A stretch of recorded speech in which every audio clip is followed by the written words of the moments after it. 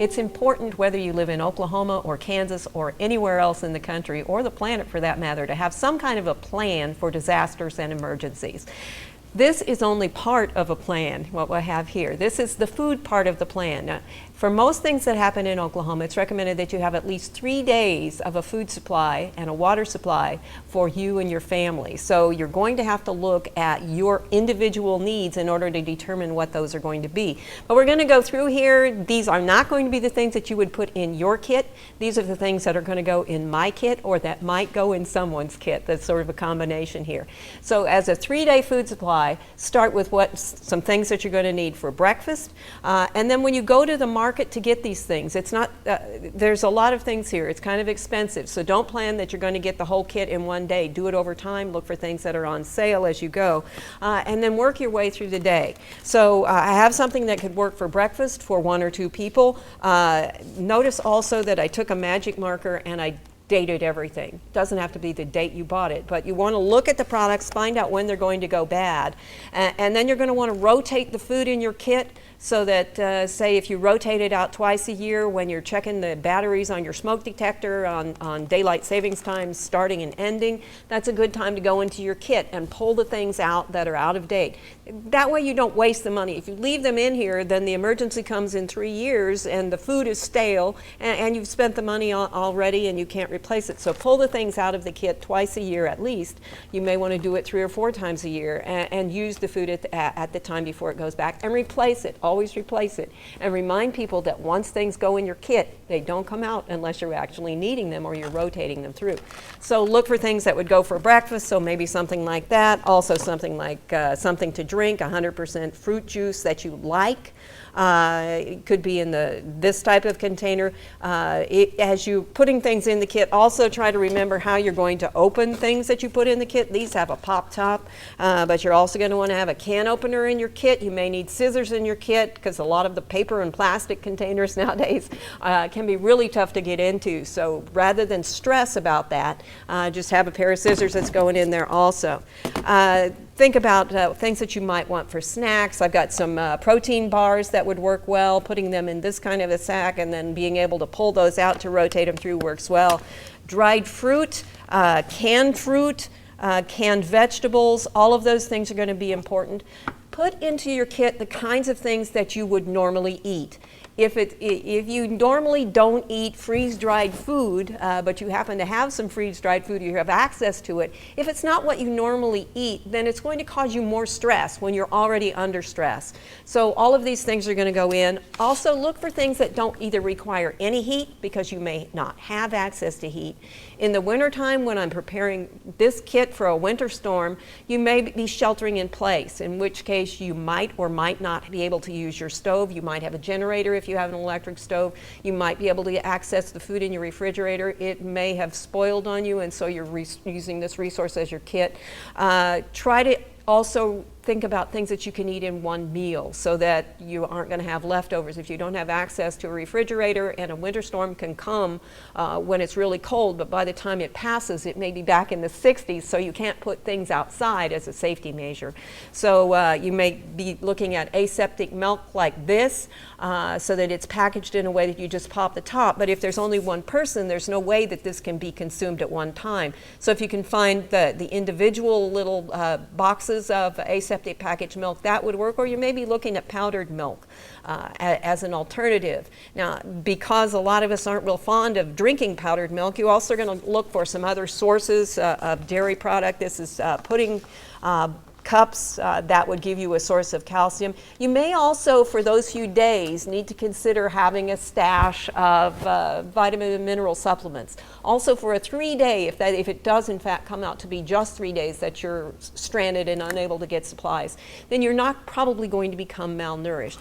Think about the special diets of anyone on your family. If they are diabetic, if they're on heart disease, you're going to be needing to look for special things. If they have allergies, you're going to, peanut allergy, for instance, you're not going to be wanting to put the jar of peanut butter in there. You're going to be looking for some other quick protein source.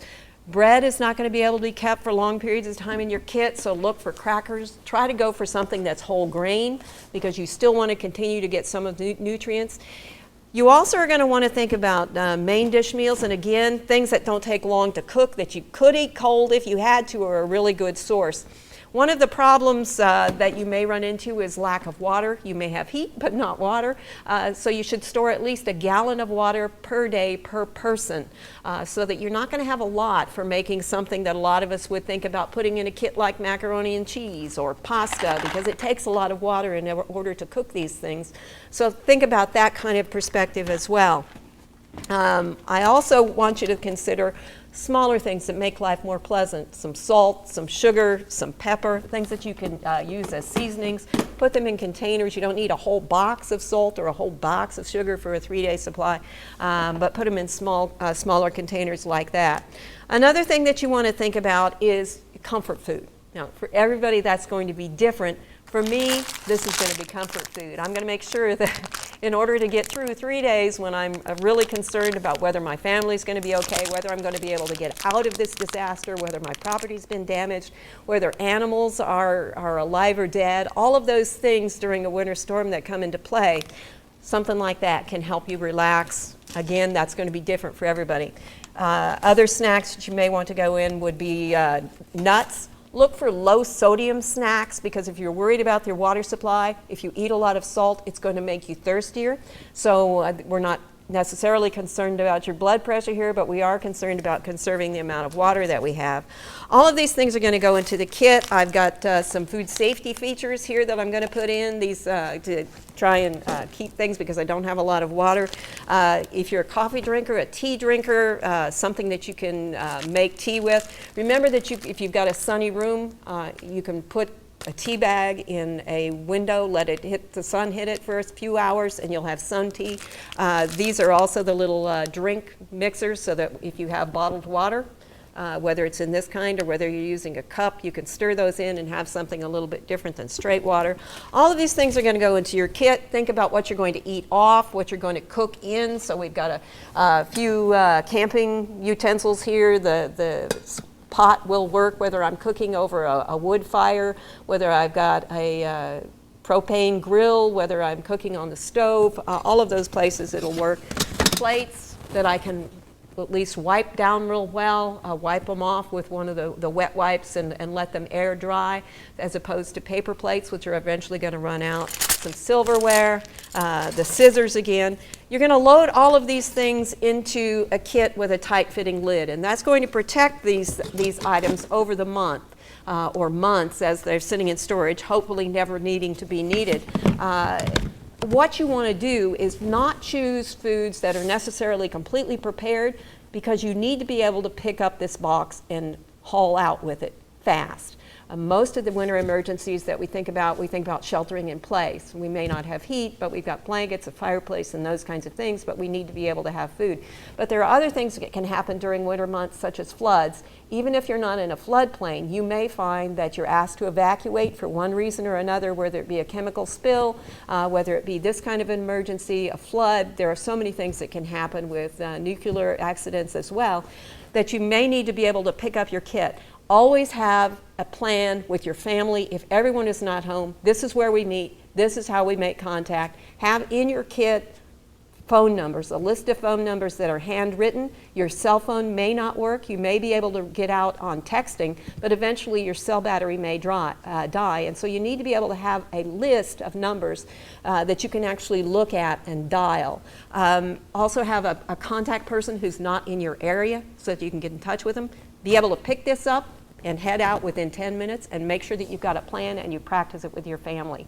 I hope you'll take this into consideration. We put more information on how to put together a kit on the website. I hope you'll look at it. This is really important, something that all grown-ups and all families should add to their list of very important things to do. For Oklahoma Gardening, this is Barbara Brown.